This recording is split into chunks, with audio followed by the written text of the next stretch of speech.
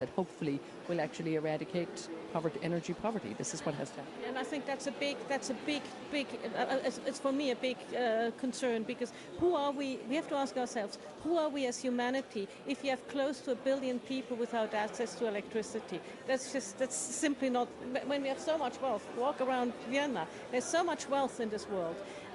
Surely we should be able to address that. And that's where another organization which is linked to OPEC is doing a great job, of FEED, the OPEC fund, does a really good job in looking at energy poverty and things like that. And also I think this is one of the key areas. OPEC is definitely, and been working on this for so many years, but also the formation a few years ago of the OGCI, where the big international oil companies have come together. Obviously looking at climate change and looking at the environment, but part of that, and we're hearing the narrative on that, certainly shift as well to energy poverty, and this they realize too is something that they have to take on board. It's not just an environmental issue, it's also a human issue, as you said. No, it's a human issue, and the thing is, how do you find the right balance between fighting climate change? Because we all know, everybody basically, except for very few people, have agreed to the Paris Accord on climate change. So we are basically, we are there, but we need at the same time to make sure that people don't fall through the so-called, we can call it the climate change cracks, so we can't tell them, oh well, too bad you don't have electricity. That's not on. We're just doing a quick time check here, and it's just after 10 o'clock. Minister from Azerbaijan has just arrived too. And again, Azerbaijan playing a really key role with that big meeting they had there, and they wanted to be involved for so many years here, and now they're very actively involved. Yeah, and look, Azerbaijan is a great oil producer, and has lots of IOCs in there. Don't forget the Baku, Tbilisi, Ceyhan, the BTC pipeline originates there. So Azerbaijan is a very important producer, especially also very important for European markets.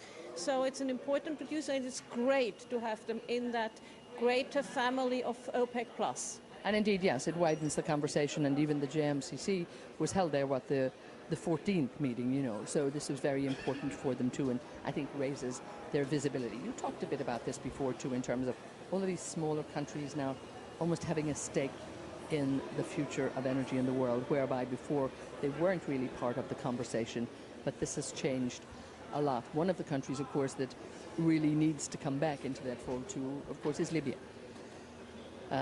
Still struggling, trying to get everything done. The chairman of the National Oil Company, Mustafa Sanella, I believe, is actually coming here right now. He is the head of delegation for this event. Yeah, that's very important. And, it's important for Libya, because once they find a way through the current issues, it will be important that they can really sell a lot of oil and help the reconstruction. There's so much has happened, and so much needs to be rebuilt in the country. That oil and the petroleum sector will play a major role in that. And of course, I think the media have a lot of interest too in terms of what's going on with him, and he's certainly been engaging with them as they want to do. And a lot of the oil that's coming out of Libya too is oil that's in great demand as well, isn't it? I mean, it's been off the market for quite a while, but it's the lighter sweet variety sometimes that maybe in this region is needed. Well, actually, yeah, it's the lighter sweet variety, and it's needed. But I was very surprised with how much they could produce through all the turmoil. They've always produced. But one of the things we also need, refiners need, because they're geared to, they need heavy crude, because right now there's quite a bit of heavy crude that's off the market for various reasons.